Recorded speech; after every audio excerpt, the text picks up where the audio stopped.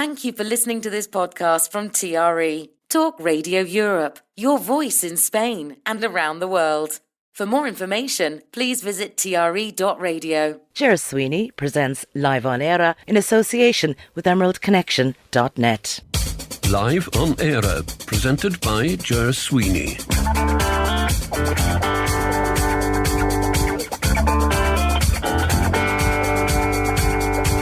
1, 2, 3.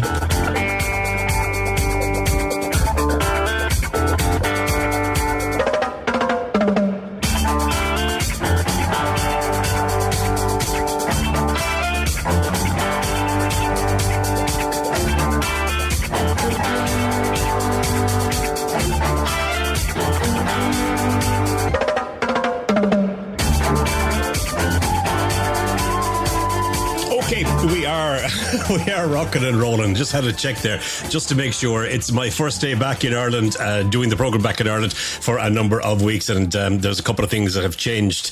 But anyway, here we are live, and I'm with you for the next 2 hours. Before we go anywhere, can I say a big thank you to Howard Brereton for his Spain Today for the last hour or thereabouts. Thanks a million, Howard.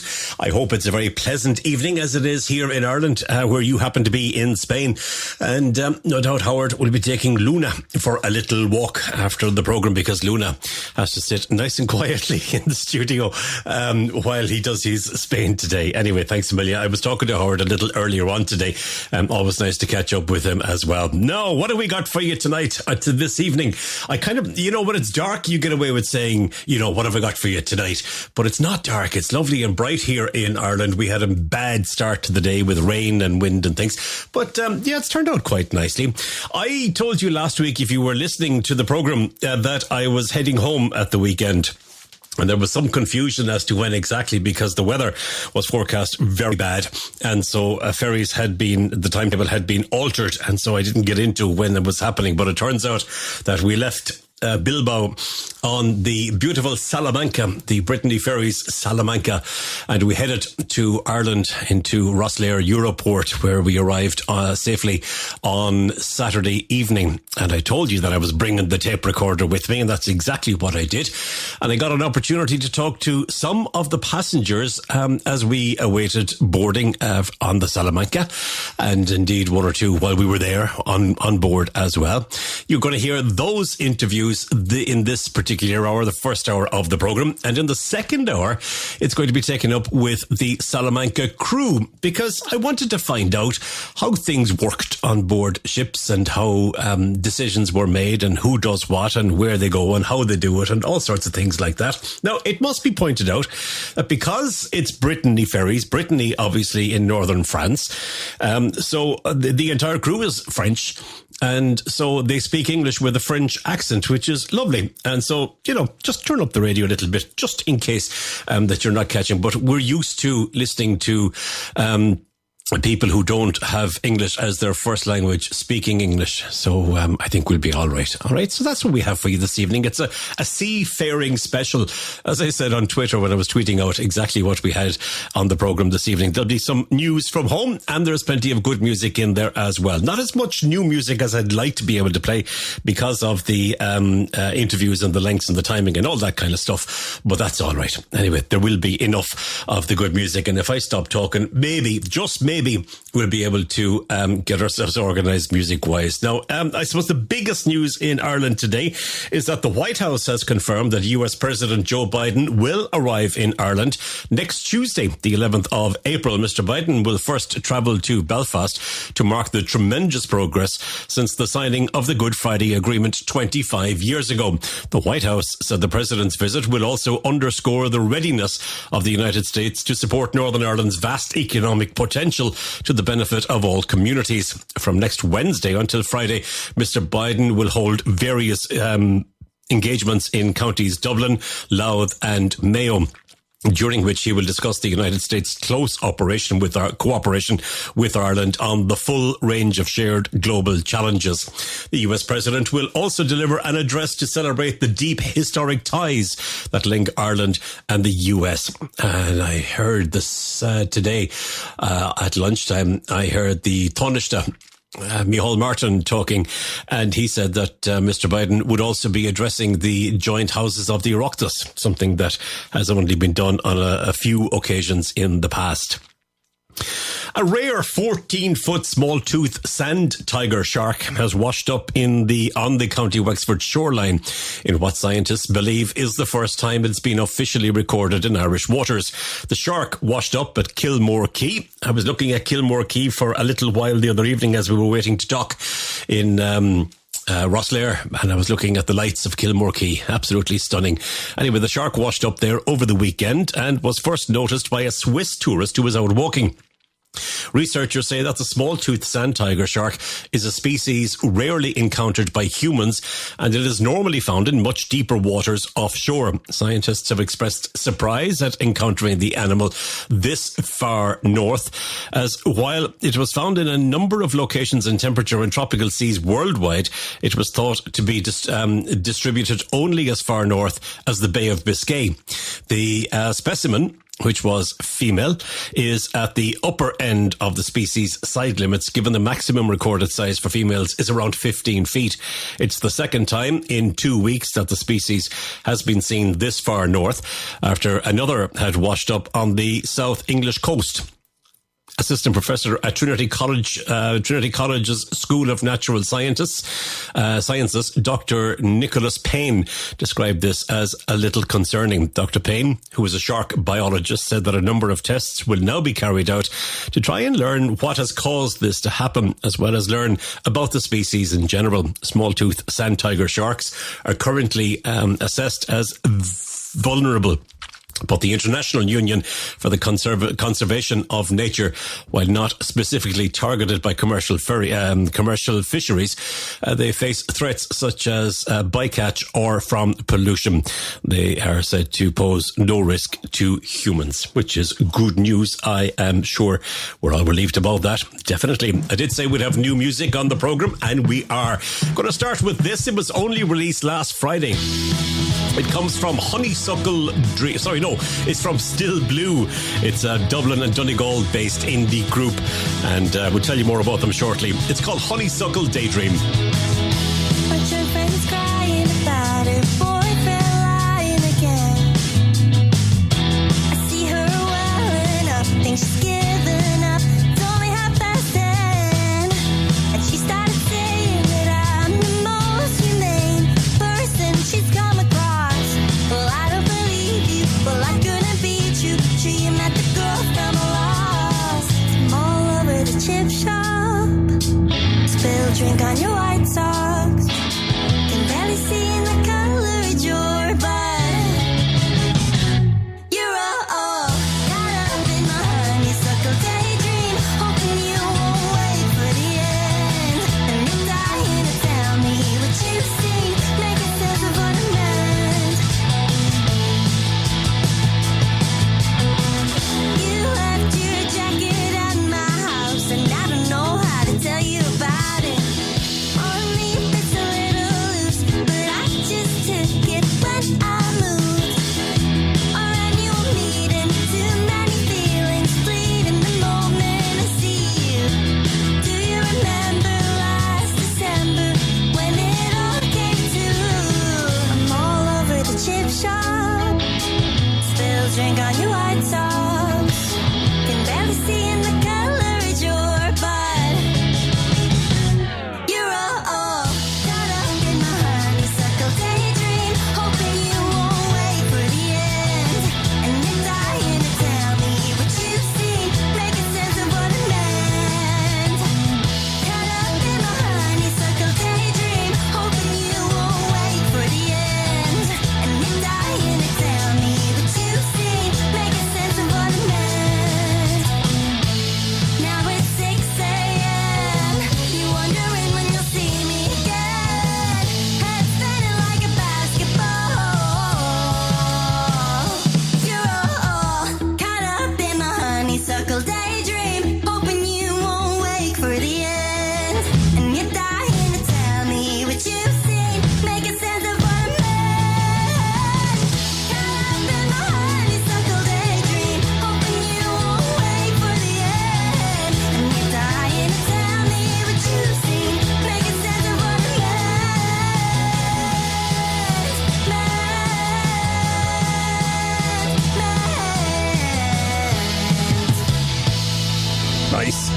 I like that.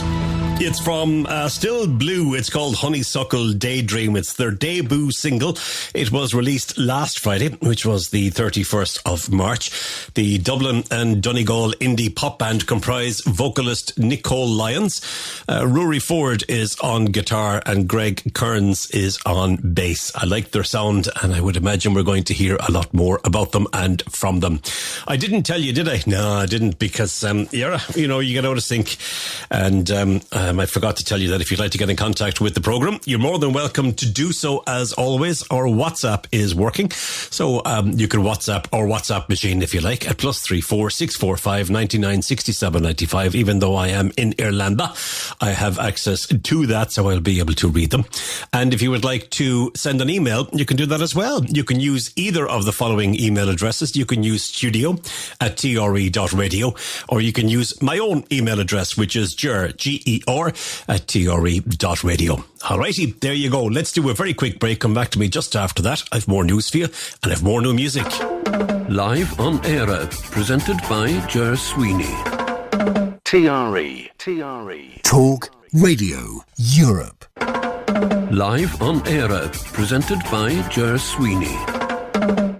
On a number of occasions, you have heard me talk about the UNESCO World Heritage Site of Skellig Vihil, Skellig Michael in County Kerry. Well, it's going to reopen for the 2023 season on the 13th of May, I saw it today, when guides will be back on the island. It's been announced by the Office of Public Works, the OPW. Visits are prohibited before this, when the early medieval monastic site is unmanned.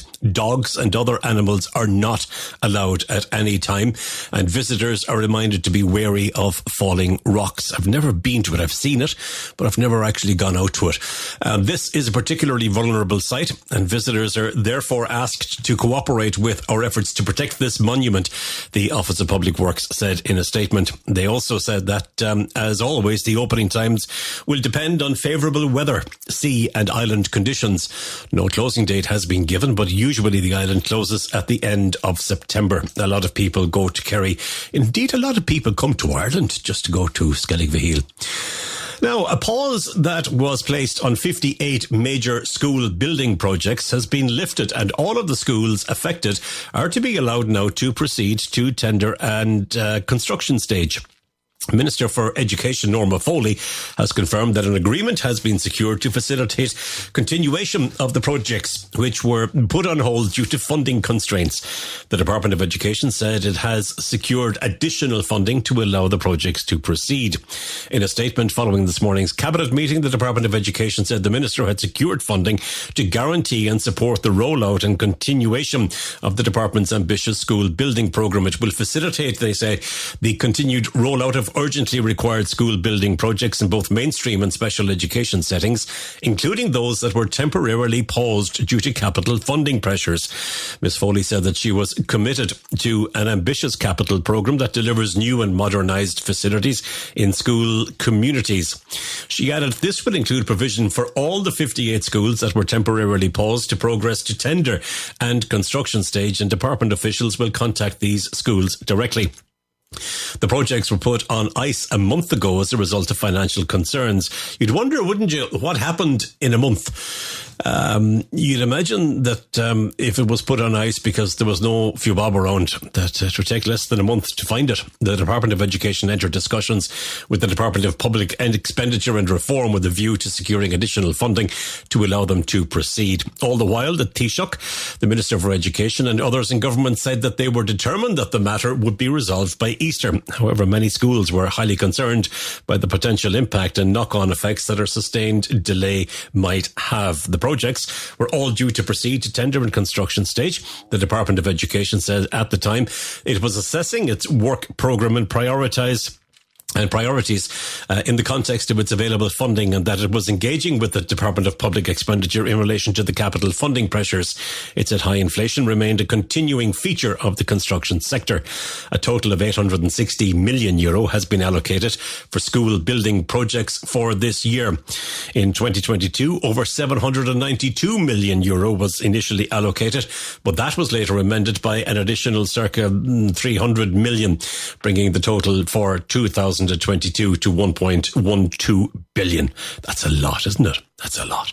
Well, that's good news, I suppose, when you consider the amount of refugees that have come into the country in the past 12 months, particularly. I think there's about 75,000. There would be a fair chunk of those would be school-going age.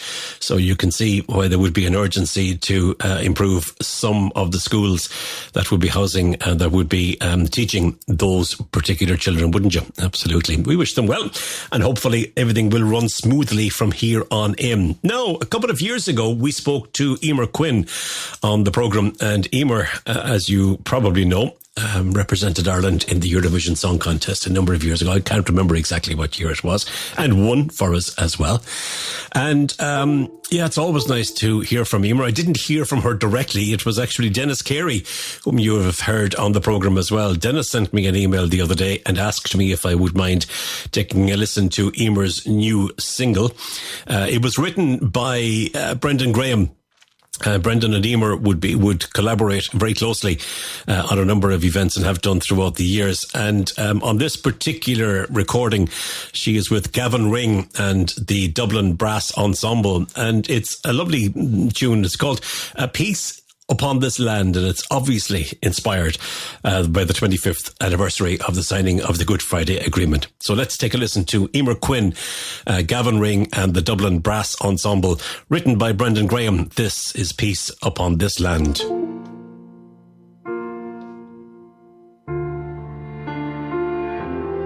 There is peace upon this land. Oh, there is peace upon this land. Though we be lost, forlorn, hearts be tossed and torn, there is peace upon this land. There is peace upon this land when we in silence stand. And you just take my hand, there's peace upon this land. There is peace upon this land. Oh, there is peace upon this land. And all may safely sleep. Let no eye to weep. There is peace upon this land. There is peace upon this land when we in silence stand. And you just take my hand, there is peace.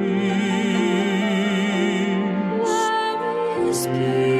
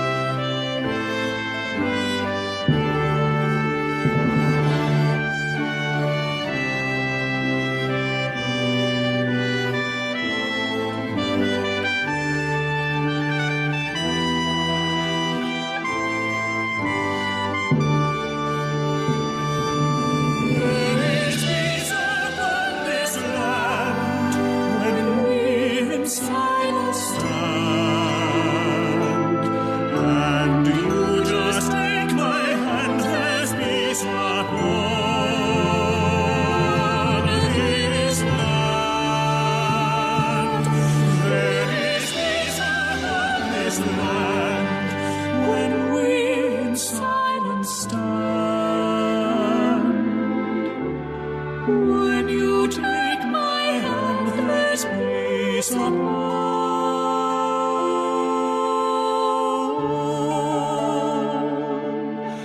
this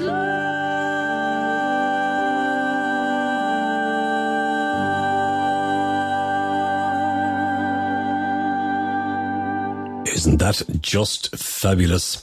It comes from Eire Quinn, She's accompanied there by Gavin Ring and the Dublin Brass Ensemble, a song written by Brendan Graham, inspired by the 25th anniversary of the signing of the Good Friday Agreement, which is next week. It's the 10th, isn't it? 10th or 11th? 10th, I think, Monday. That'll be bank holiday Monday. Yeah, we have a bank holiday. Oh, that's smashing.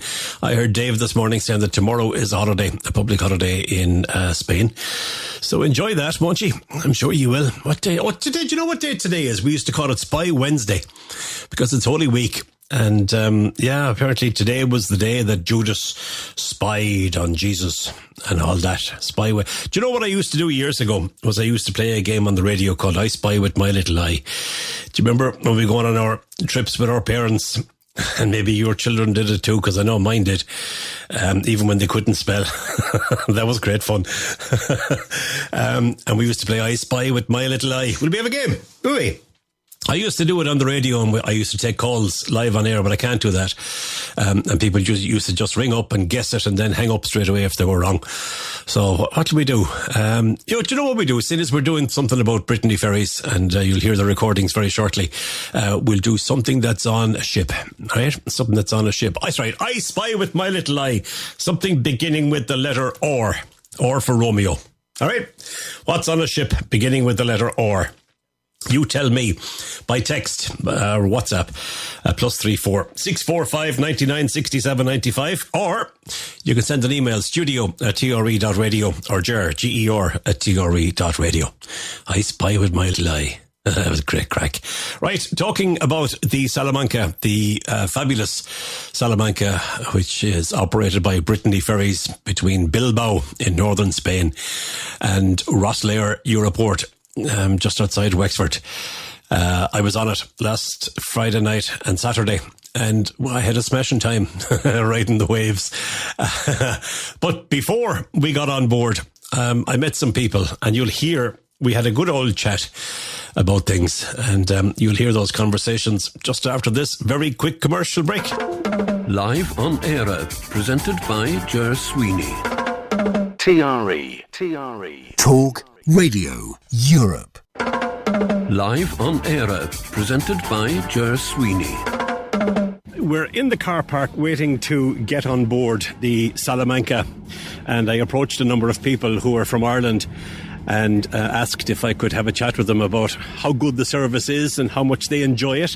And not only did I find willing participants, but I found somebody who actually listens to Talk Radio Europe. Can I ask you your name, sir, please? Jerry Gavin is my name. And Jerry, from where in Ireland are you? I'm originally from County Galway, but our home now is in Meath. Smashing. All right, Galway and Meath. Do they ever meet in the football, do they? No, I'm a rugby man. Well, that's not too bad. You're still celebrating the big win so recently. Yeah, of course, yeah. All right. Listen, you're a fan of Talk Radio Europe, or you listen and you have the app and the whole lot. So tell me, what do you like about Talk Radio Europe before we talk about Brittany Ferries? We spend our winters in Nurka, so we brought a radio down. It was the last time we came over and searching for English-speaking stations, and came on it, and we just have it on in the park now during the day. And you know of Live on Eire, which is nice. Absolutely, yeah, I do indeed, yeah. What can I do better? I don't know. What? It's fine for us. We just enjoy it, that's all. That's great. Tell me, how long did it take you to drive up from Nurka? Well, it's about a 10-hour drive. We break it on the way. Yeah. We stay in a wee hotel, the Eire. It's about a 3-hour drive from here. Okay. We've done that since, I think this is our 7 years. Yeah, well, we've been coming for 7 years, but I think this is our third or fourth year to bring the car. So since COVID, we've driven rather than flown. And in that time, how has the service, the Brittany Ferry service, bringing it directly from Spain into Ireland, how has that helped you out? Well, it means we can bring stuff out.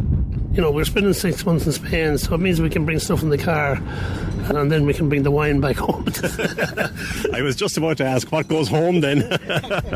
Let me talk to this lady, if I may, please. I presume you're travelling together, you're married? Yes, I'm and your name is? Geraldine Gavin. So we have a Jerry and a Geraldine. Yes, Isn't that lovely? All right. Talk to me about the new ship. You've been on it, have you, I presume? You haven't been on it yet? No, this okay. So what are you expecting?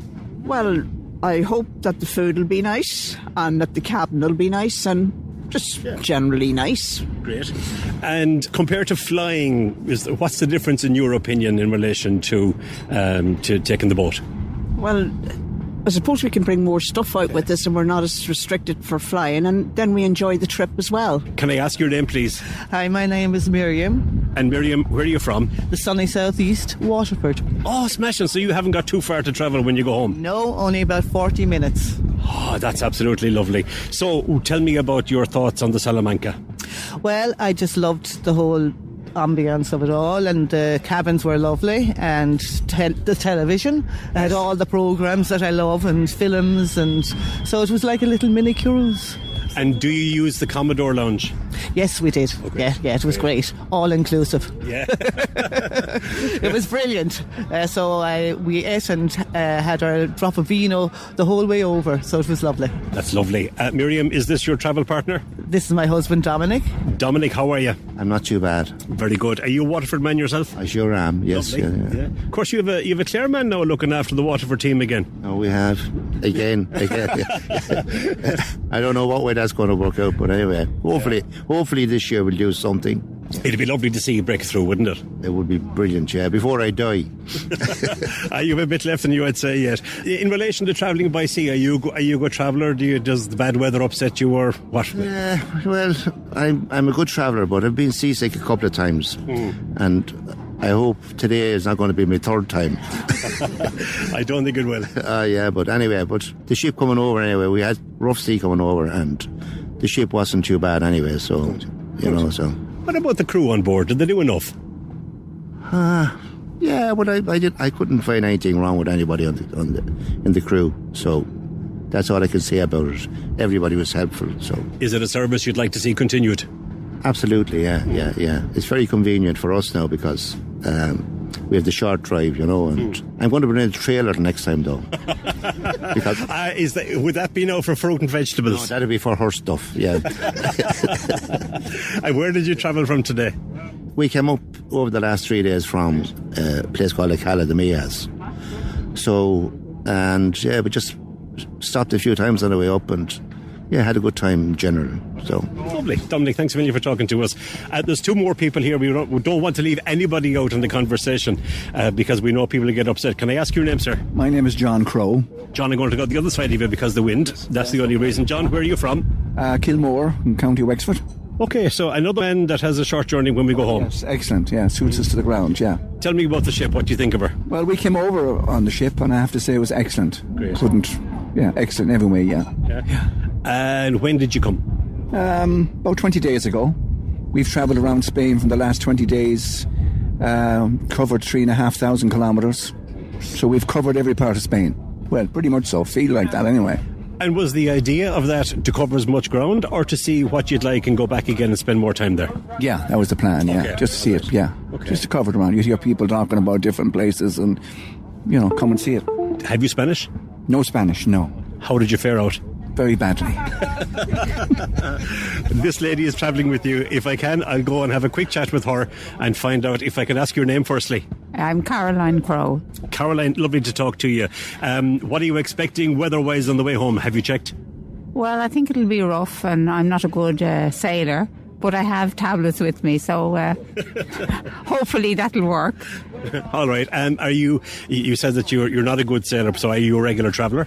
No, well, we have a yacht, so I've experienced a lot of sickness on it, so I keep the tablets with me all the time. God knows, and you have sea legs, so there's no fear. No. Well, the tablets I'm fine, but other than that, no sea legs, no. All right. We had a smooth crossing on the way over. We slept all night. Great. And the food was lovely. Good. And comfortable. Good. And the wine? And the wine.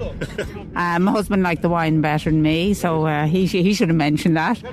But no, we are quite near the ship in Kilmore Quay, and we decided we'd use that facility a bit more. Yeah. I'm here with some truck drivers, and the haulage business can often be described as being the lifeblood of the ferry companies.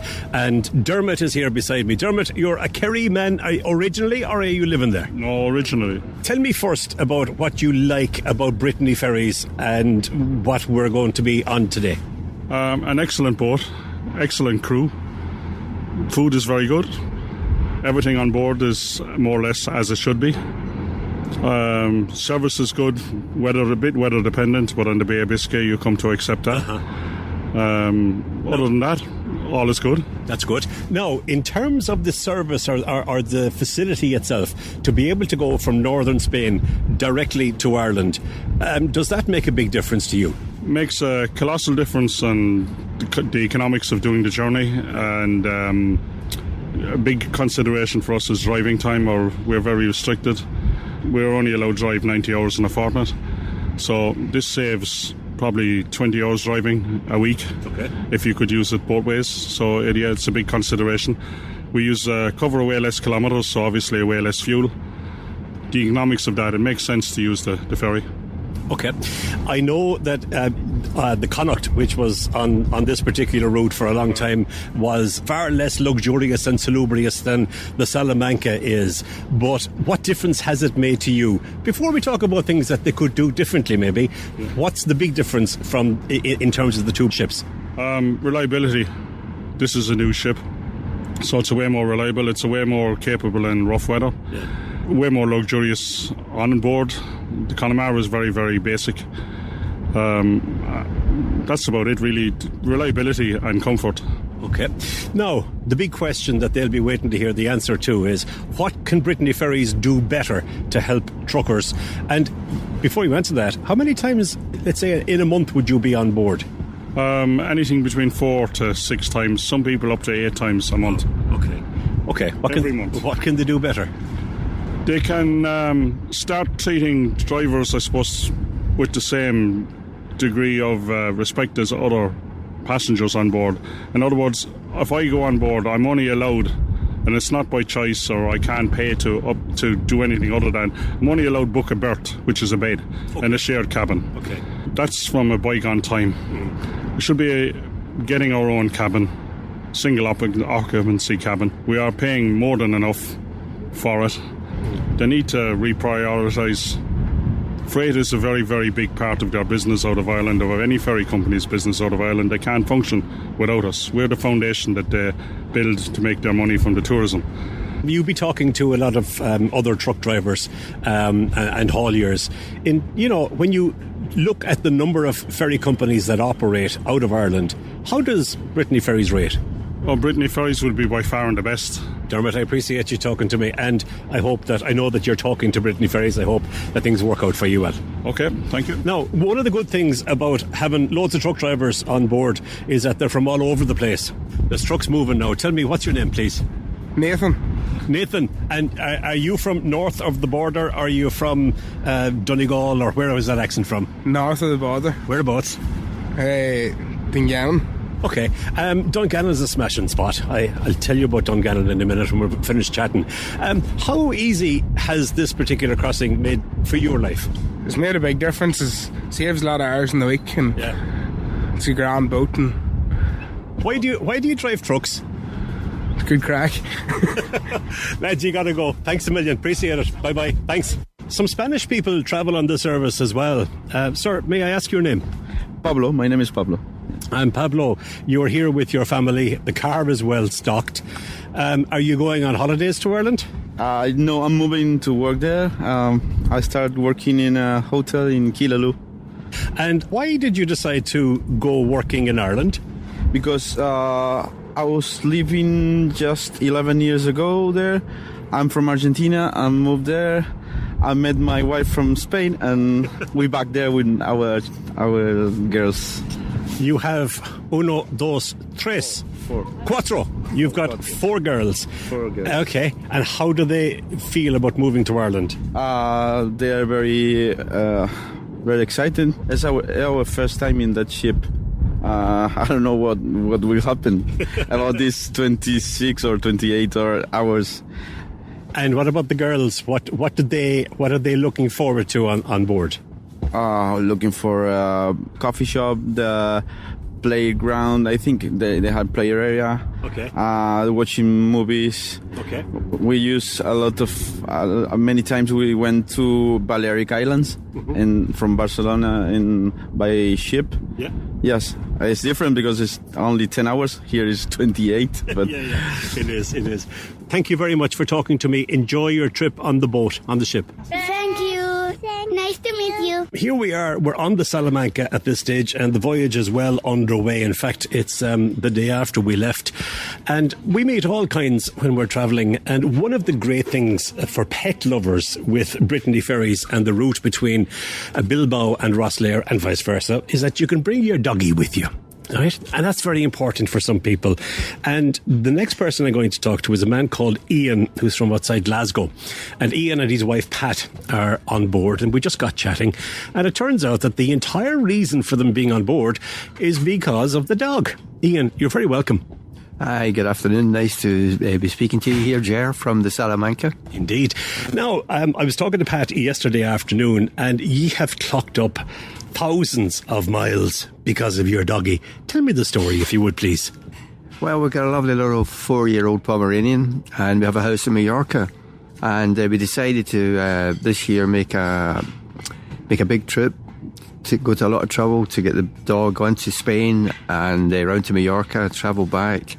And we discovered for us the best way was to, believe it or not, take the drive to Stranraer, take the ferry to Belfast, drive to Rosslare, get on another bigger ferry, spend 2 nights on that, come off at Bilbao, start travelling away down to, we were heading for Soto Grande, stopped in a beautiful little Spanish town halfway down, Correggio, and eventually we landed in Soto Grande, all for the sake of the wee dog.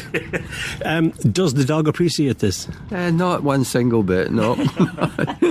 When I met Pat yesterday afternoon, she was having the dinner in the Commodore Lounge, the Sea Lounge, and we got chatting, and it turns out that you were babysitting the dog while Pat was having the dinner, and then she went way up to let you back down, and it reminded me of when my children were young, and you'd be kind of saying, right, I'll go down for the dinner now, and you look after the children, and so on and so forth. What does it mean to you to have the facility where you can bring the dog? Because obviously the dog is a huge part of your lives. Yeah, I mean, it's really convenient. The boat, it's a beautiful boat. It's become very dog friendly, but what we did find is the pet friendly cabins are booked up solid, I believe, months in advance. So we were lucky to find this cabin. And it all just seemed to add up for us, you know. We don't know the cost of the El Sol very well. We want to have a look at that, and it was very enjoyable, really enjoyable. Last night was a particularly choppy night. Some of us got some sleep, some of us didn't. How did the dog fare out? The wee dog was quite upset up till about 2 in the morning, and eventually she settled down. I think my wife and the dog were on a par with distress. I was okay. This is Pat, who wants to tell me about the cabin. The cabin is immaculate. Yes, plenty of room for 2 of us and the dog. And saying that our dog's a Pomeranian, which is that size. And I think she's actually enjoying it now. When we get into Rosslare later, it's going to be about 8:45 Saturday night. So when will you get back to Glasgow? We won't be back in Glasgow until 3:30 tomorrow afternoon. We're staying in a hotel outside of Dublin tonight. Okay. And then we get another ferry from Belfast to Stranraer with the dog, and the dog must stay in the car this time. She's not allowed upstairs. And then we drive to Glasgow, which is about another 1.5 to 2 hours. What's the dog's name? Coco, after Coco Chanel. Because she's black. She's a little black dog, and we call her Coco. I don't know. Some things in life I just don't understand. Pat and Ian from Glasgow, just outside Glasgow, thanks a million for talking to me. Lovely to meet you on board the Salamanca. It's our pleasure, Ger. Yes.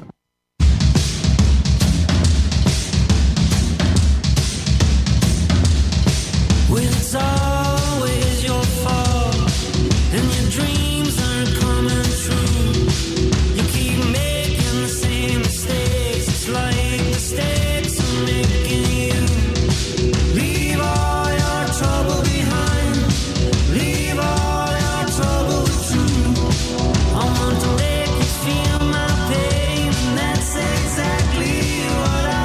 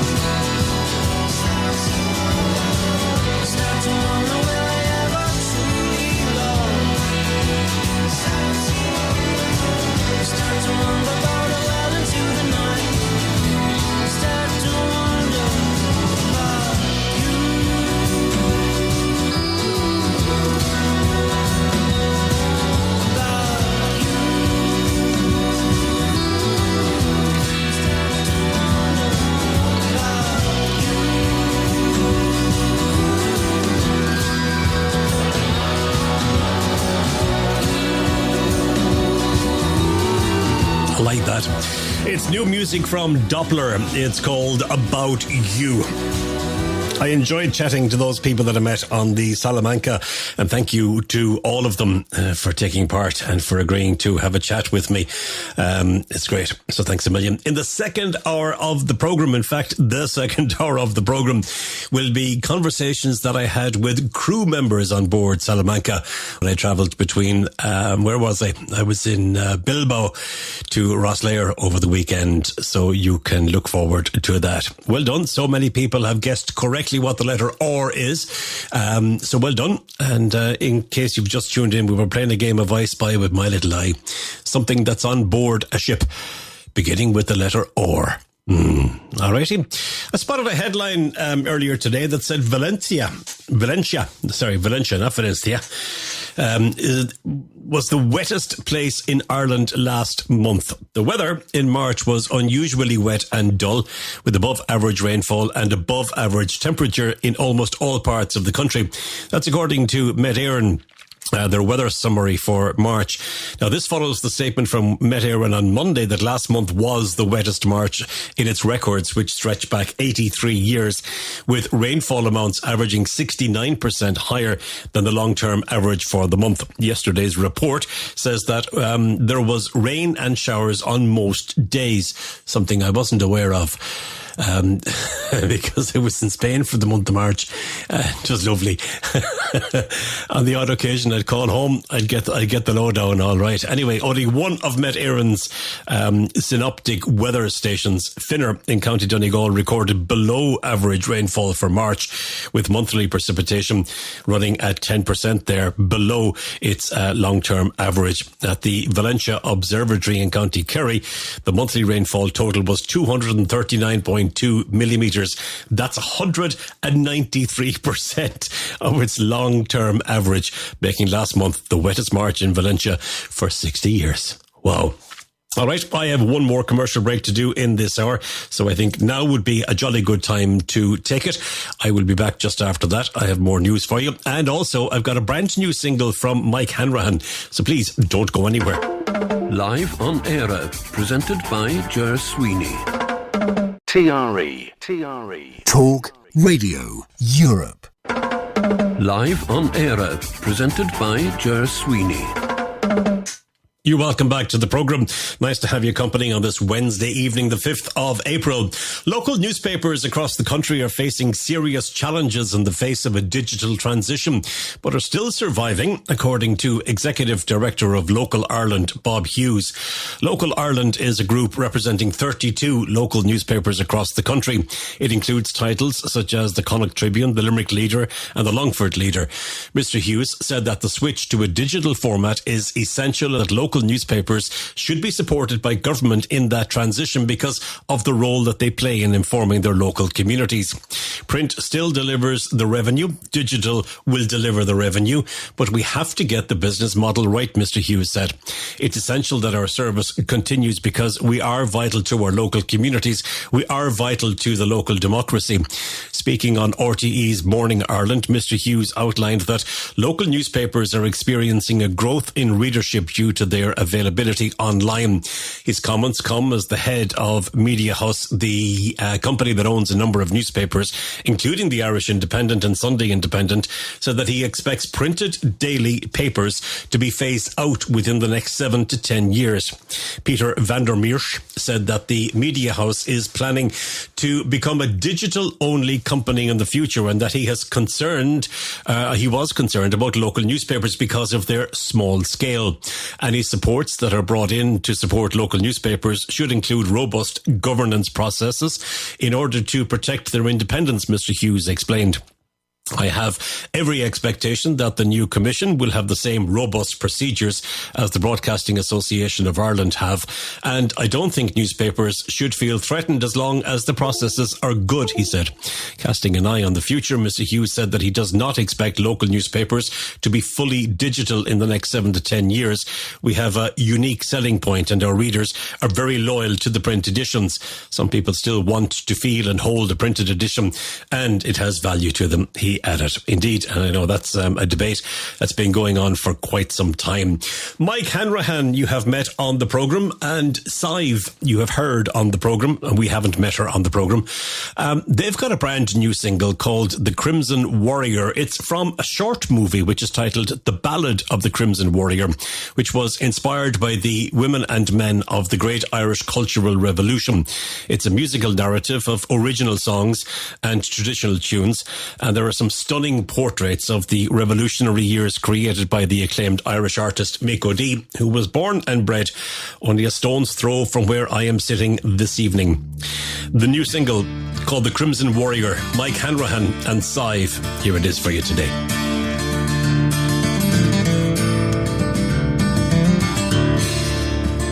Ancient fire on the hillside, I am ember, come lay me down. Ancient thunder all along the night sky, I am courage, come lay me down. We are daughter and son of the Crimson Warrior, sister and brother of the Crimson Warrior. Across the fields, all along the valley, oh, you of freedom, come lay me down. Sacred tree, now rest me easy, come gather round, come lay me down. We are daughter and son of the Crimson Warrior, sister and brother of the Crimson Warrior. Oh,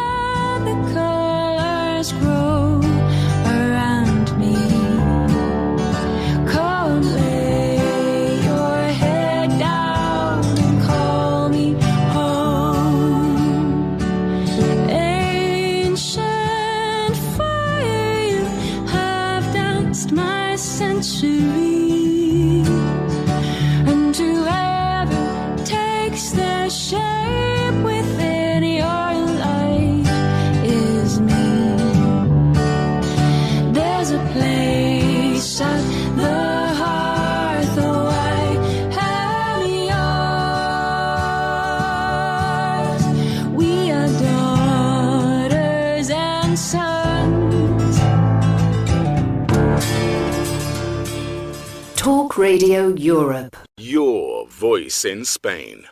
And you're welcome back to the programme. I do hope we find you well on this evening, this Wednesday evening. As always, if you would like to join me, you're more than... Sorry, when I say join me as in contact the programme, that's what I mean. You're more than welcome to do so. Our WhatsApp is always working. It's +34 645 99 67 95. Or you can send an email to either studio@tre.radio or to my own email, Ger, G-E-R, @tre.radio. Whichever one suits you will be absolutely fine by us. Yeah, it'd be nice to hear from you. We do have a little game of I Spy with My Little Eye going on. Yeah, we do. Well, today is Spy Wednesday. Holy Week is always, the Wednesday is always known as Spy Wednesday. So just off the top of my head there a little while ago, I said, you know what we'll do now? We'll have a game of I Spy with My Little Eye. It's something you'll find on a ship, seeing as we're talking about ships, because I was on the Salamanca, the Brittany Ferries Salamanca over the weekend. You'll be hearing the crew from the Salamanca as well in this hour of the programme, all right? But first, let me tell you that the Yes, I Spy with My Little Eye, something beginning with the letter R.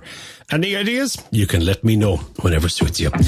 I like this. Siobhan Winifred is this lady's name. It's new and it's called Sober. Every word we say is double-edged, flirting with desire.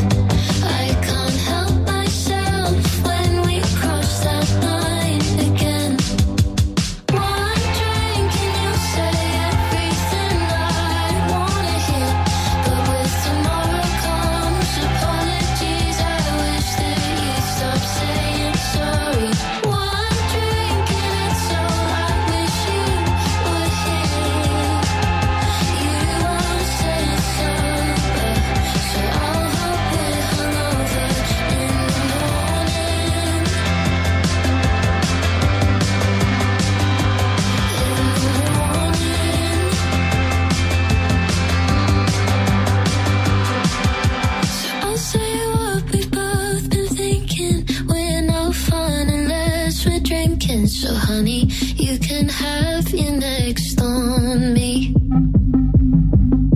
And I don't have the strength to give you up, so I need you to pull the plug before it's all too much. 'Cause it's just one drink and you'll say everything I wanna hear. But with tomorrow comes apologies, I wish that you'd stop saying sorry. One drink and it's all I wish you would hear. You won't say it's sober, so I'll hope we're hungover in the morning.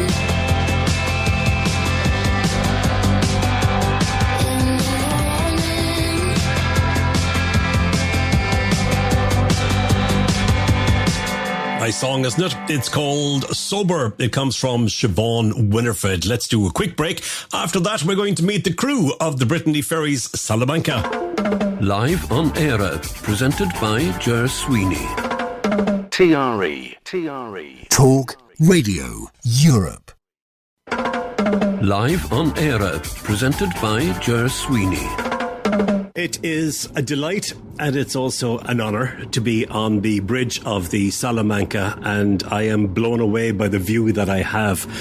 The man that is in charge of keeping this whole thing together and making sure that we arrive safely and we arrive on time or arrive eventually is the captain of the Salamanca, and his name is Alexis Fleury, and he joins me now. Thank you for inviting me to your office, Captain. How are you? Thank you very much. Good morning. I'm fine. I'm not alone to keep the ship in safety.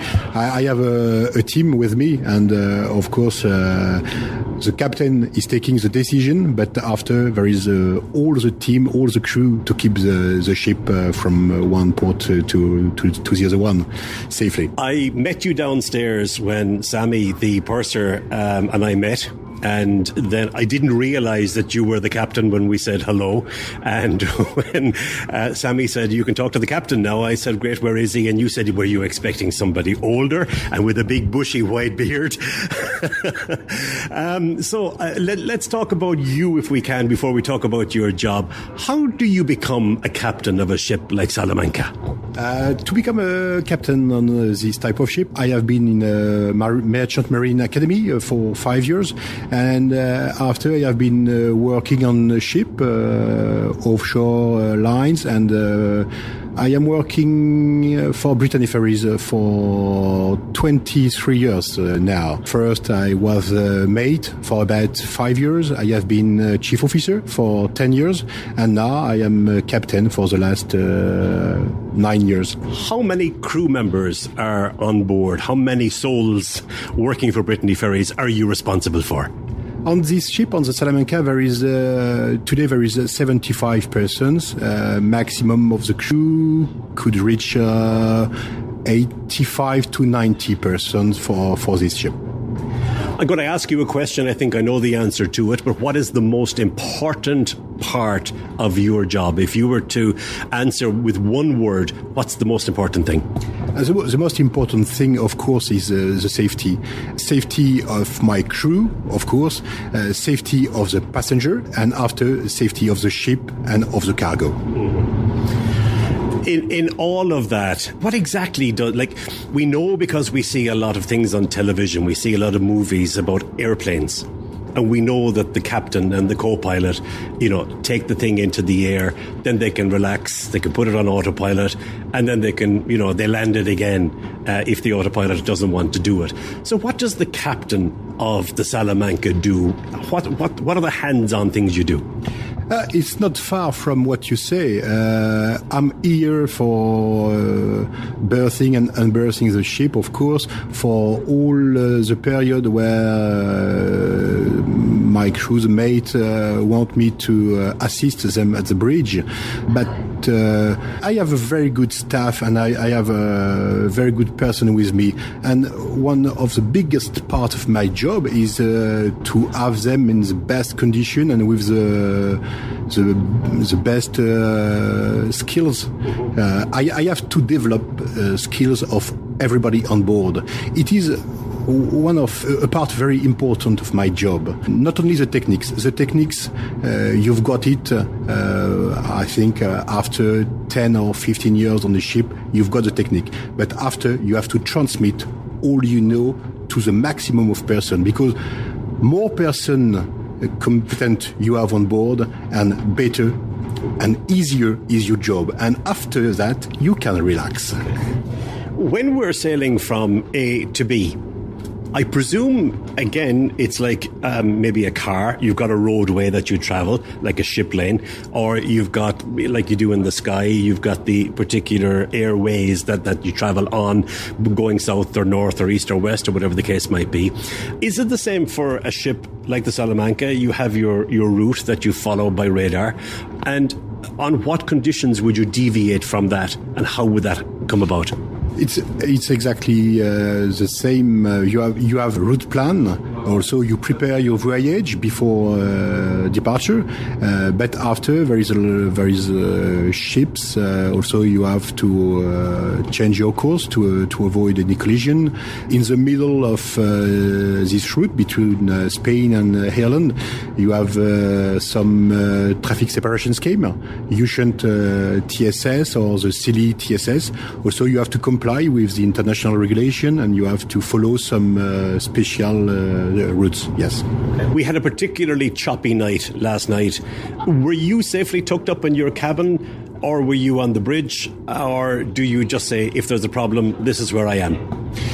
I am on the bridge when we start the voyage, of course, to be sure that the swell is not so rough. But when we depart yesterday, maximum height of wave was 6.5 meters, and we fixed a limit of 7 meters. Also, we were not so far from the limit, but it was not so bad. And when you see that for 2-3 hours in a rough sea, your ship is sailing well, after that you can go to your cabin, and of course, yes, you say to your team, to mate, if you have any problem, if you have any question, you call me directly. And I am in my office. For example, yesterday I stayed in my office awake until 2 o'clock in the morning, to be ready. In case of problem, I'm ready. I'm doing nothing, but I am ready. What kind of a time shift do you have on the bridge? How long does one person be on duty here looking after things? They are all on duty for 4 hours. Yeah. Also, there is a 3 mate who relay every 4 hours, and it is the same with the seamen. One mate, 2 watchmen. Okay. Is there a wheel? A steering wheel? Yes, there is. There is. And are you the person that steers it into port, or does your mate do that? The seamen are using the steering wheels. We use it only during the approach in the port, and for the final approach, I take the wheel myself. I have all the command, both thruster commands, main engines, and the steering wheel. Okay. I suppose with any managerial job or any job where you're in charge of something, there's always pressure. There's always that sense of responsibility. But is it something that you bear lightly, or does it weigh on you? It's not an easy question, because it depends completely of the weather and of the team you have on board. When the team is very good, when the weather is very good, it's not an easy. It's an easy job, and responsibility. You have the responsibility, but responsibility are not so huge. But when the weather is becoming worse and worse, it changes everything. What does it mean to you to be the captain of this? It's a revolutionary, it's a groundbreaking ship, because it's probably one of the greenest on many fleets. It's probably one of the biggest passenger ferries as well. So, is there a great sense of pride there? Yes, of course it is. It's very interesting because the technology is it's an advanced technology on this ship.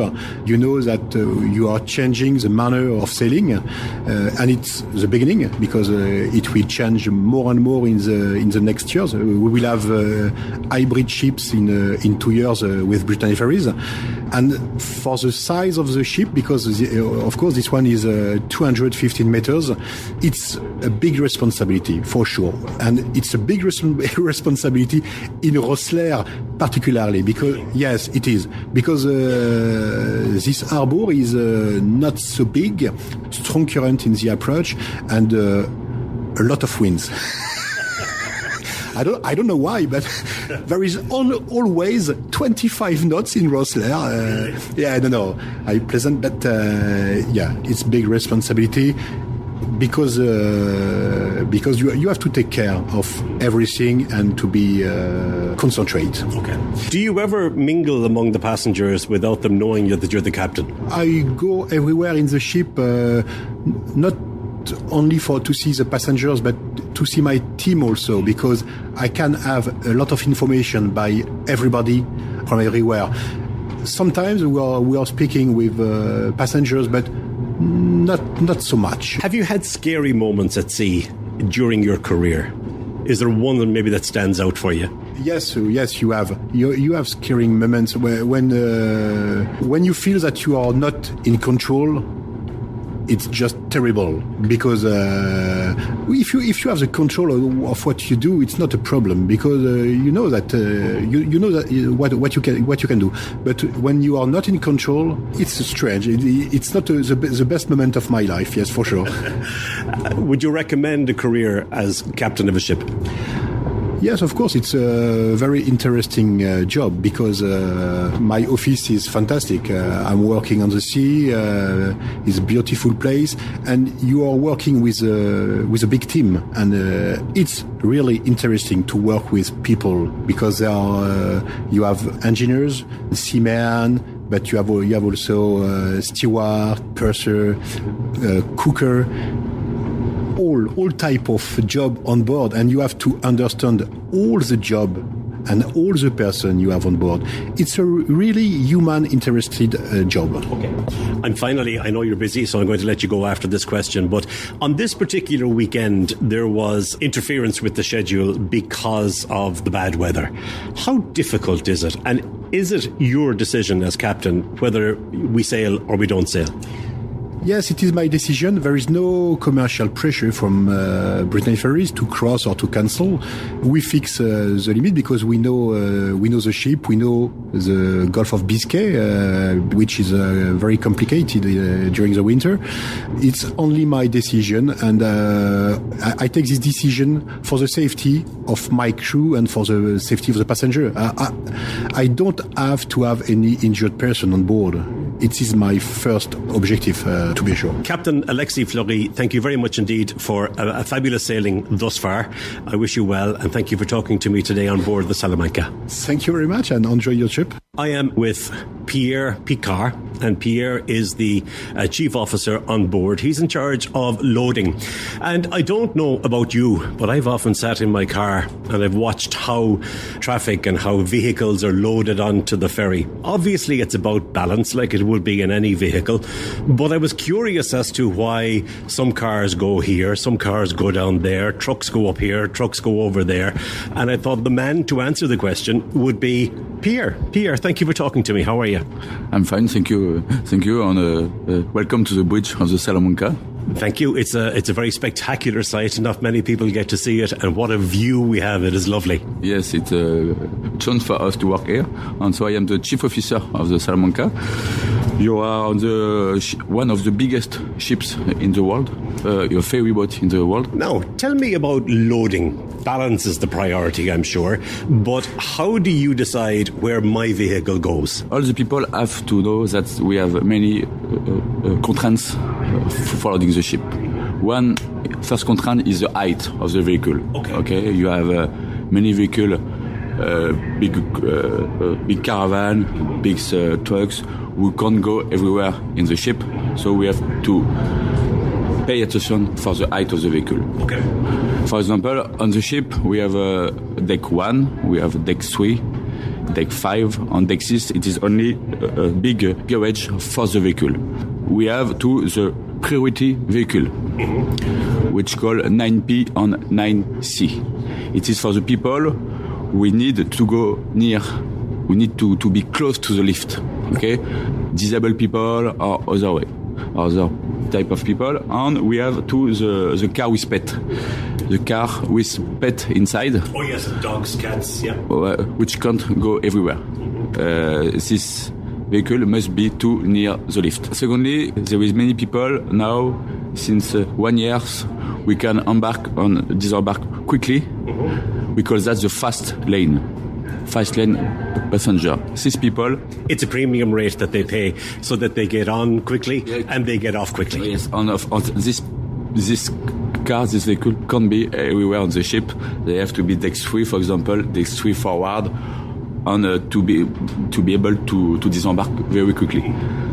Then, at the end, we have 2 trailers and trucks on board. You see, there is many trailers, many trucks. It's a big part of our loading, and many of them have to be plugged on the ship because have to be plug-in artics. Oh, the plug-in, yes, for the ventilation and for the refrigeration. Yes, refrigeration, and these freight artics must be on the extremity of the ship because we can't plug everywhere. That's why to load the ship can be very hard for us. Priority vehicle, car with dog, fast lane, trucks. This is why sometimes you have to wait many time on the parking before to be loading. How long does it take when you land, let's say when we land in Rosslare, everything that needs to come off, how long does that take? To disembark all the vehicle? Yes. It takes, I think in maximum 45 minutes. 45 minutes, 1 hour, maximum. Being Brittany Ferries, all of the crew would be French, or the majority are French. So where are you from? Brittany. In Brittany, near Saint-Malo. Okay. And how do you become a chief officer on board a fabulous ship like the Salamanca? Before I was a mate. I do 8 years of mates, and I take my chance, and I became chief officer since 3 years. It was for me great to sail on a ship like Salamanca because it is one of the first GNL propulsion in Europe. There is not many GNL LNG propulsion. I'm happy to sail on the first GNL ship. Okay. Is a career at sea something you always wanted? I always need to be at sea. I make a lot of sailing ship in Saint-Malo, and I'm always on the ship. What's the most difficult part of your job? One of the most important things for me is the security. Yes. The security of my guys, of my crew. I'm always thinking to that, the security of my passengers. I want to disembark with no damage for my crew, no injury. It is very, very important for me. And after, I like to be on time. Yes. In Rosslare and in Bilbao, it's important for us to be on time in the harbour, to arrive all on time the ship. And all these differences, we must to be very, very concentrated. Okay. When everything is being loaded in Bilbao or Rosslare or wherever a ship happens to be, you're obviously in charge. You're obviously keeping an eye, watching your watch, making sure you're on time. Likewise, when we are arriving in port, you are getting your guys organised, making sure that they're ready, that the cars are unstrapped. What do you do then for the 30 hours of the voyage? What do you do? I have 15 guys with me. In my teams to make the ship very clean, okay, and always in the days they are cleaning the ship. We are making many tests, many security tests. For example, this afternoon I will do a big fire exercise on the ship. It will be in the engine room. It takes 1 or 2 hours to organize, and we will simulate a big fire in our engine room. It takes many times to organize, and after we have for my guys can't work all the days. No. They have to sleep because this evening for our Rosler call will take maybe 4 or 5 hours, and we will leave Rosler in the moon. Finally, what's the greatest part of this job? What's the nicest thing about it?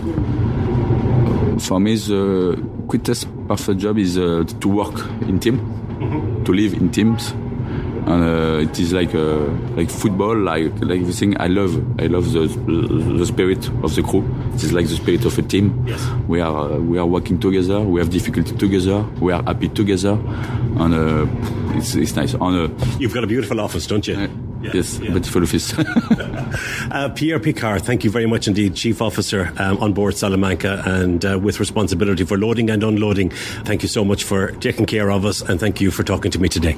Yes, it was a pleasure, and I have a good question for the end. Thank you. I didn't realise it, but there is a hotel manager on board the Salamanca. I presume on board all ships. And on the Salamanca, the hotel manager is Marie, and she joins me now. Marie, it's lovely to talk to you. How are you? I'm fine, thank you very much. Before we started recording this, you were trying to explain to me there's a lot of things that you do. So firstly, I met you yesterday when I came on board, and you were sitting where the customer services desk is. Is that your office? My office is backstage behind the reception desk, but I have a part of welcoming physically passengers, and another part of my job is as well dealing with some things. You need to go on a computer system, of course, to get things organized. Okay, just run through the various tasks that you do on board, and then we'll talk about them individually. So at the very beginning, when we are loading the ship, or the welcome is starting when people are entering the garage. So we are here to welcome the passengers on the car deck, to give them already some information. For example, please note that your car is on this deck, that corner of the door, so that it will be easier to find the way back to the car arriving the other side. Remind them, please do not forget to put your handbrake on, take everything you need, because there's no access allowed back at sea once we sailed, and turn off your alarm system, because if not, you may have the flat battery the other side, and so it will be delayed for the disembarkation. And then we keep on, of course, giving them some information when they're in the passengers area. Then most of the time they go to reception if they need further details, but usually they go straight to their cabins. But here, sometimes a ship is quite very big, and they need to be given the different direction to find where is the accommodation. So this is part of the job as well. And as well, then if I've finished the embarkation, I come back to reception to give some help to the head receptionist, because we can sell some cabins or change the cabins, do some upgrades, and as well give information about then the program, entertainments on board, and opening hours for the restaurants or the bars, and so all this kind of information.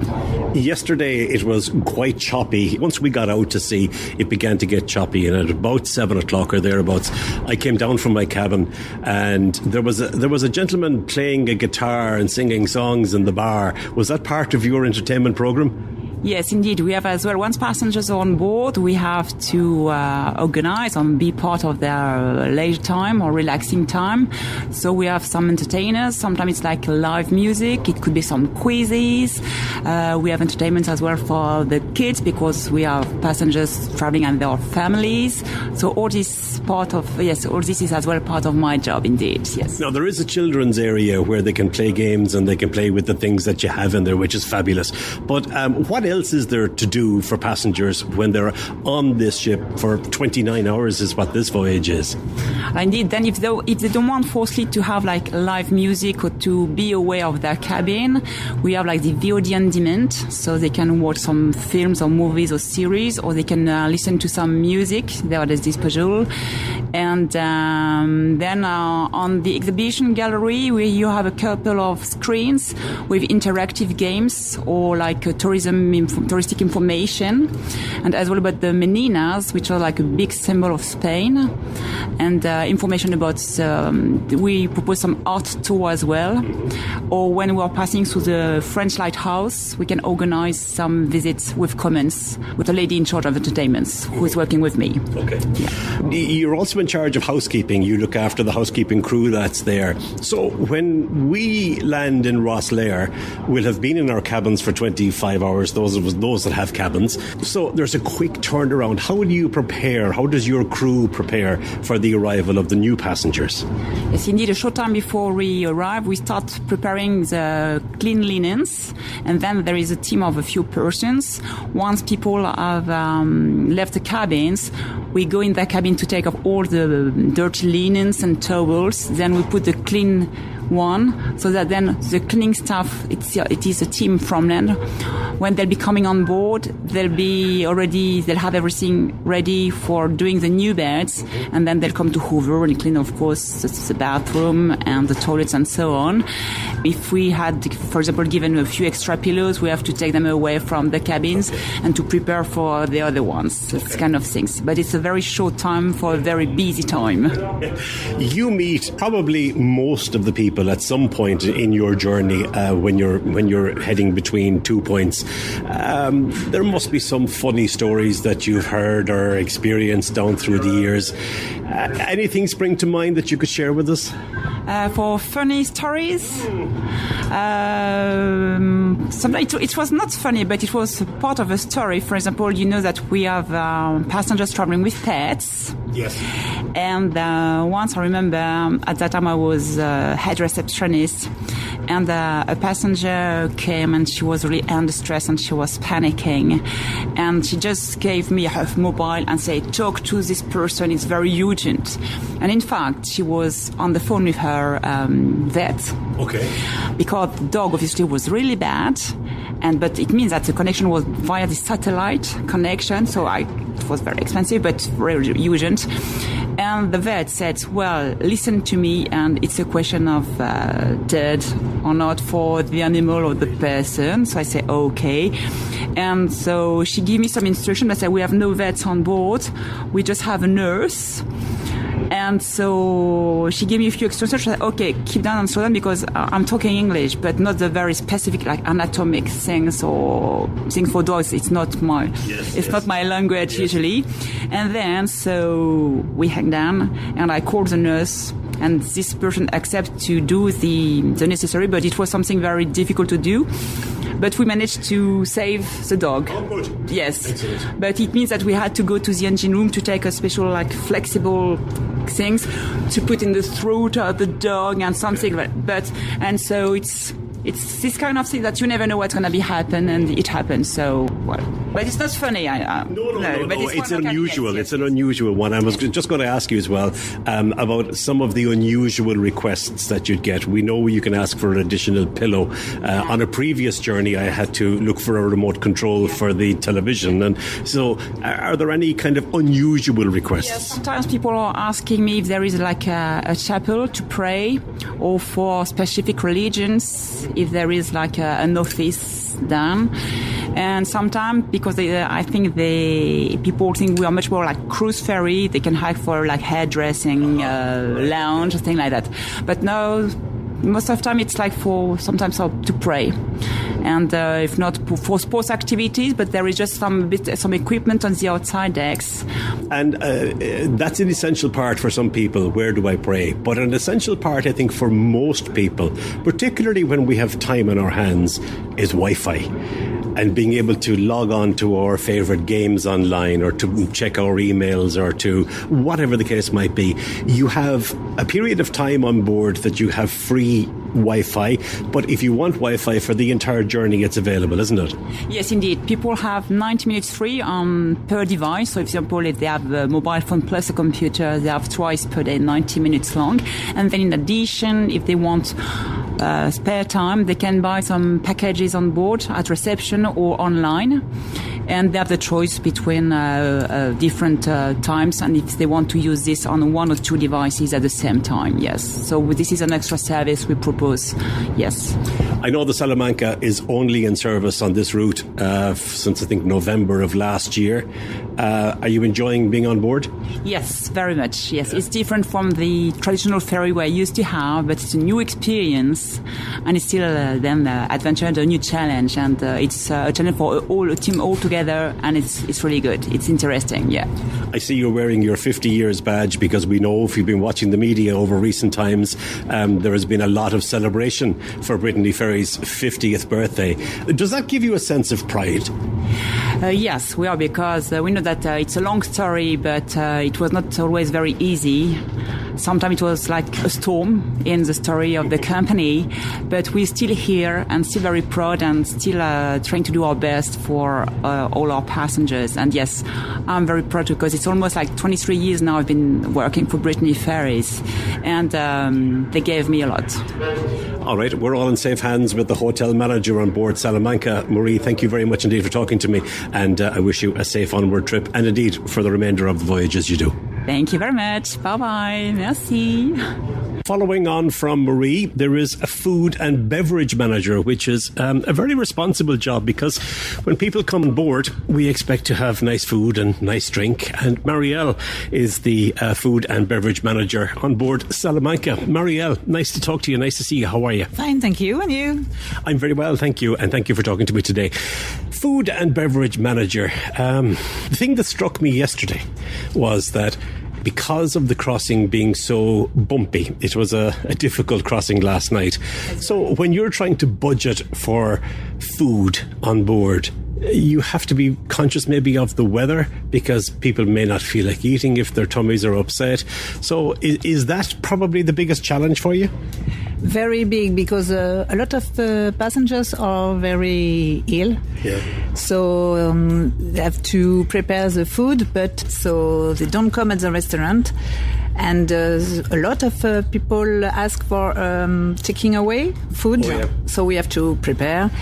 And for the rest of the passengers that was coming at the restaurant, we try to do the max to give them a good experience.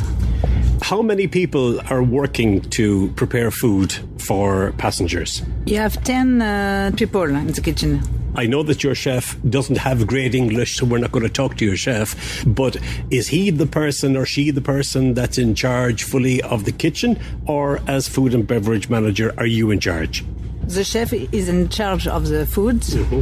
But I check with him if we need some food, or if we don't have any food, or because with the weather, a lot of food come on the floor. Or okay. So we have to prepare more with what we have. I know that you have 2 different restaurants. You also have the Commodore Lounge, yeah, and you have the staff mess. Everything is cooked in the one kitchen, am I right? Yes, it's cooked in the same kitchen, but we have one people. It's specially for the mess. Okay. Yeah. How many hours on the Salamanca would the restaurant be open? So would you have 3 different periods? You'd have breakfast, lunch, and dinner. And what are the times for people to be able to eat in the restaurants? Depends where we go. But normally it's around 7 o'clock for breakfast to 10, and after 12:15 to 2 o'clock, and for the meal it's 6:15 to 9. Okay. Now, this evening we're going to dock at about 8:30, quarter to 9. So can people have their dinner before they disembark? For tonight we have a dinner, okay, and we'd stop when we were arriving. Okay. All right. And preparing then for the new passengers coming on board, they won't be eating at midnight when you depart. So the first time that you'll see them for food will be for breakfast tomorrow? We will open tonight until midnight. Okay. And we have the freight drivers, so sometimes they don't eat before. Okay.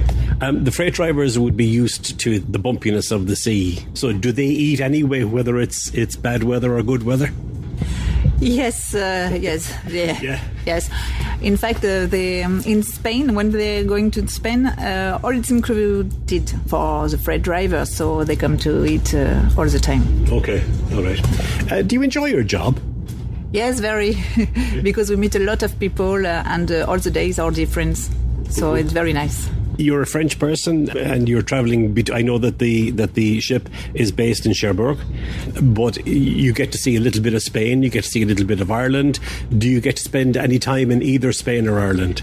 Normally, I'm not on this boat. Oh. I'm in Caen, so Caen, Portsmouth. So I change when they need a restaurant manager. Okay. I change the boat. Okay, so this particular shift that you're on, how long is it for? Just for 1 week, but in 2 weeks I will come back. Is the job the same no matter what ship you're on? Yes, it's exactly the same. Why did you want to work on board a ship? Because I enjoy traveling and meet people, and I love my job in the restaurant. How long have you been working with Brittany Ferries? 21 years. Wow. Yeah. They must be good to work for, are they? Yes. Brittany Ferries, it's a good employer. I'm trying to remember how to pronounce this lady's name. Aurélie, I think, if I'm not mistaken, is the head receptionist on board the Salamanca. Aurélie, thank you very much for talking to me. Thank you.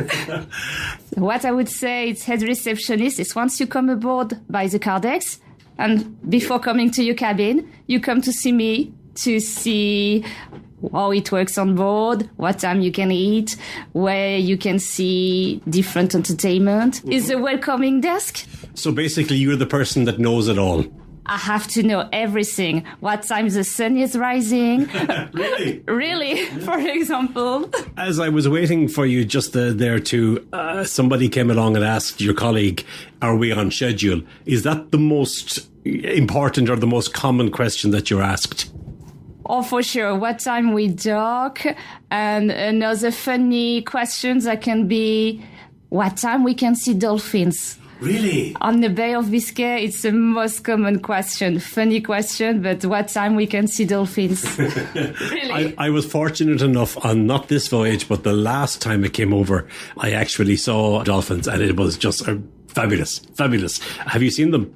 Alors, on this crossing, it's not very nice weather, so I think they are somewhere else. Okay. But no, it's true. In the Bay of Biscay, it's the most common place to see plenty dolphins. In May, in June especially. But yes, it's very often. A little earlier today, I spoke to the hotel manager who used to be the head receptionist, maybe on a different ship, I can't recall. But she told me that she's responsible for, the various things. But you have to have your fingers in the same pies, and you have to know, as you said a moment ago, about the entertainment. And as I was working just in the last couple of hours in the Sea Lounge, I heard a number of announcements for games that were happening. So tell me about the games that happen on board. Alors, about the games that happen on board, it depends on the entertainers we have. It's depending also on the customers, on the passengers we have, if we have many children or no. There are different profiles, and in that case, they organize crossings differently. But for head receptionists, what I have especially to know and to organize, I would say, is a cabin map. I have to know who is where, is a cabin map, cleaning map, organizing everything. So you are the person then that would send the cleaning crews to the cabins at once you make the announcement that please leave your cabins and we're preparing for the next sailing and all of that. So that's your job? For a part, yes, that's a part of the job. It's true. People can see or can hear the little thing of the job with my voice. Mm-hmm. After, there are plenty other things you don't need to to be bored about. All right. We mentioned people asking about their cabins, people asking about are we on time, about the dolphins. Tell me some of the other crazy things that people have come up with over the years. A funny thing I can remember is disembarkation. People are stressed going back to their vehicles and they cannot find the key. So looking everywhere to find the key, in a restaurant, in a cabin, in a bar, no keys found. Cannot do better. And finally, the keys were in the shoes. How long did they spend looking for the keys? Because that's an important thing. If you're on the car deck, and you can't find the key of your car, you're going to hold people up behind, aren't you? Yeah, but we are all talking. We are linked together from the garage to the desk to the other corridors via radio and via telephone. So, what about children going missing, particularly during the summertime? Oh la la la la. It's not every day, but yes, it happens that like kids are running or going somewhere and parents cannot find their child anymore, or a child we found lost, and we call mommy and daddy, please come to see your little son or your little daughter to reception.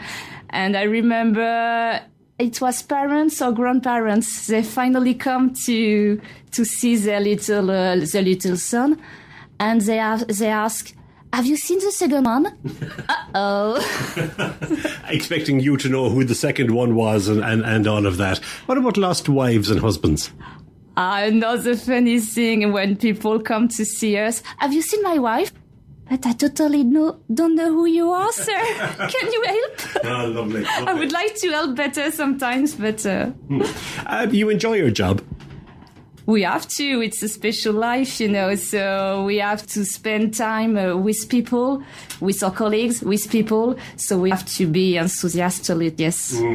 When I was talking to the pursers earlier on today, they were telling me that they work 7 days on, 7 days off. Do you all do that? We all do that. So we got 7 days on board.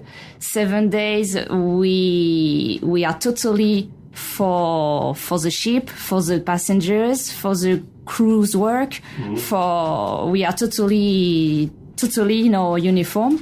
And once we finish our week, it's not a holiday. It's a break we need. A recovery, that's a better word. How does that work with family? Is that difficult? It's a strange life. I think people in the airport, in planes, would say the same. It's another life. My last 20 years, it's like 10 years. I haven't seen the last 20 years passing, honestly. It's a second family or colleagues on board, so it's important. Is there any part of the job that you don't like? When people are seasick, honestly, when people are seasick. I would like to help, but there's nothing really to do. We got to clean behind them, of course, but in little advices, don't drink orange juice, lay down. What to say? Just wait. We have a good handle on what you do as the head receptionist, so thank you very much for talking to us. Thank you, and see you on our future crossings. No, there is one captain, there is one hotel manager, there is one loading officer, one chief officer. But for some reason, there are two pursers. I want to firstly find out what a purser is, and then we'll talk to the two people. But firstly, let me introduce you to them. I'm going to go ladies first because I have a male and a female purser here beside me. Sophie is the female purser, and you're new to the job, Sophie. How are you? I'm fine, thank you. Yes, very new. Yes, I started like 4 days ago. Wow, I will ask you all about that in a second. Sammy, you are not new. You're obviously experienced and you are helping Sophie with the training process. So tell me, how are you today? I'm very fine, thank you. Good. Let me ask you first, if I can, Sammy, because you're the experienced purser among us. What's a purser? Our purser is the one who is in charge for all food and beverage services on board and all the hospitality issues as well on board, and is the one who are in charge with delivering the best services for all the passengers on board. And how does one become a purser? What do you do when you set out on a career to become a purser? Alors, I got a specific background because I worked before on the facility services and for the remote services for the oil and gas company. And I work as well on the central cook kitchen onshore. So my background is quite different from the other persons who work specifically on the maritimes and on the ferry ship. But most of the main background is about services, food and beverage services, and hospitality. The French are known for their food and beverage and the quality of food and beverage. So is it appropriate that French people make better pursers? It ought to be. It should be. No, I think many nationalities are really well oriented for the best customer services, specifically the European one. I can, for example, the cruise ship with the Italian purser, anyway. It's not specific nationality. I think we get one step forward because of the cook identity and the cook cultural thing. It make us have an advantage. Sophie, 4 days in the job. Are you enjoying it? Yes, a lot. Yes, I'm very happy to be with Sami because I used to work with him on the Galicia when I was a hotel manager. So I learned a lot from him. So today, to practice with him is a good opportunity. You have experience then on board ships like the Salamanca. You said you worked on the Galicia. So what are you expecting will be different in the role from hotel manager to purser? But the main thing is to be in charge with all the crew, because when you are a hotel manager, you work with your head receptionist, with the entertainment. But here you have a more global, different things to do. You're not just parked in one department. Okay. In your 4 days, okay, so that'd be what, 2 sailings, 3 sailings? Two because of the bad weather conditions, yes. Okay. Have you had any surprises? No. I mean, we stopped like 2 days ago because of the bad weather, I just told you. But no, we didn't get any... Everything went smooth so far, okay. So it's all right. All right. Sami, in your time as purser, what's the one piece of advice that you have given to Sophie starting the new job and you overseeing her training? What's the one thing that she should be careful of or watch out for?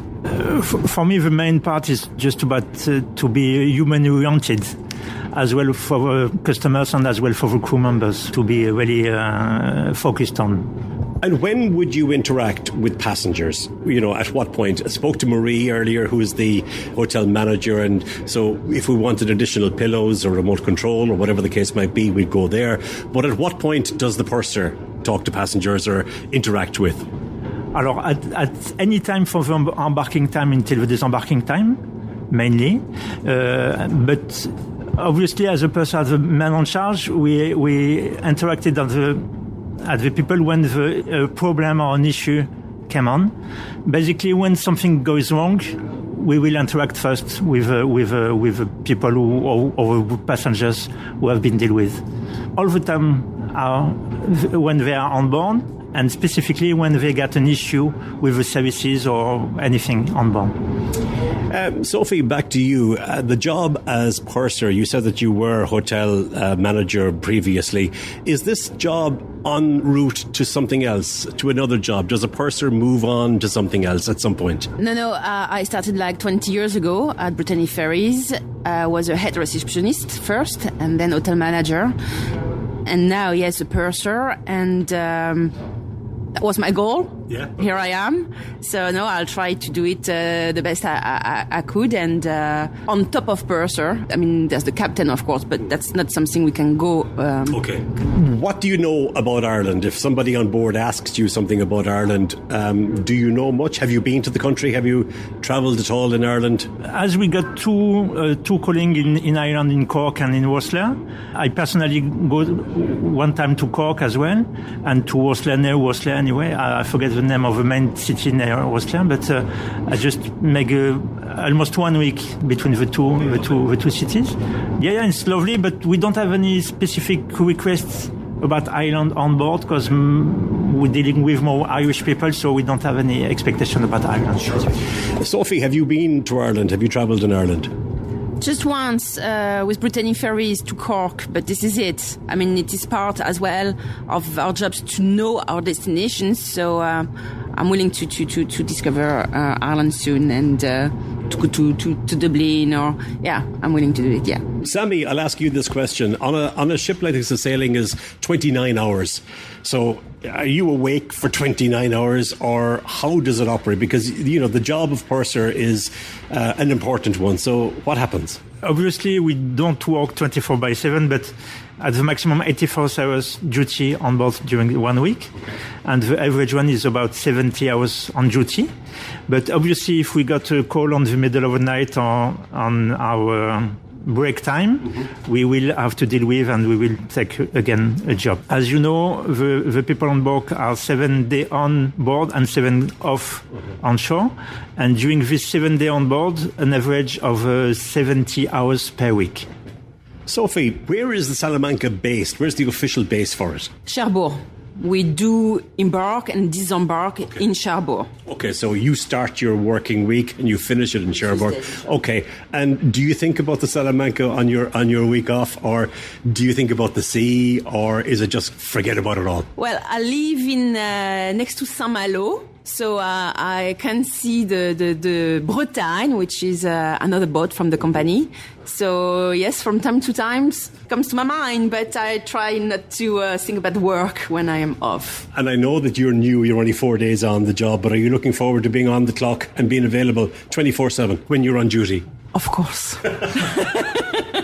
We have a fairly good idea what a purser does. I do appreciate you taking time to talk to me today and for facilitating all of the interviews that we've done. Sophie, I wish you well on the remainder of the journey and in your career as purser, and hopefully we'll see you on the Salamanca again on a number of occasions. Merci beaucoup. Thank you very much. We'll have to get you to say Gorov Mahagut, which is Irish for thank you. We'll teach you how to do that. Sammy, I want to say thank you as well. I wish you well with your training with Sophie and onward journey and journeys and the rest of your career as purser. Thank you very much. All the best for all of you. Thank you. I really enjoyed my time on the Salamanca, as I have done previously. Having to do the bit of work on this particular crossing wasn't a chore when you hear, how nice the crew is. And even those people that I didn't speak to were equally as nice and equally as accommodating. Can I say thank you to everybody that put that trip together and arranged what they arranged and the people that they arranged. And we had to make alternative arrangements because the ferry that I was going to get was on Sunday night, and that wasn't travelling until Monday, getting in today. So I had to take an earlier one for reasons. And so thank you to everybody involved. I hope you get a nice flavour, a nice sense of what goes on and why it goes on a ship. That was the idea of doing those interviews for Brittany Ferries and the Salamanca crew. So thanks again. All right, I want to say thank you as well to the people I spoke to earlier, the passengers as well, who were very kind. Can I say a big thank you to our Spanish-Irish cultural advisor on the programme, Antonio Sierra, for the work that he does on the programme as well, because we're just drawing to a close, 25 seconds to go. What did I say? Oh yes, I spy with my little eye. It was or for radar. That's it. There you go. Nobody got it wrong. So well done. And thank you very much to everybody who took part in that. Just a little bit of fun. I spy with my little eye. I'm back again next week, I hope. Look after yourselves in the meantime. Enjoy your Easter weekend and stay safe. Ger Sweeney presents Live on Eire in association with EmeraldConnection.net. You've been listening to a TRE production. If you've enjoyed this programme, there'll be another episode waiting for you next week, right here on this platform, where you can also access our extensive back catalogue of shows and interviews. For more information on our live programming, social media channels and apps, and how to contact Talk Radio Europe, please visit TRE.radio.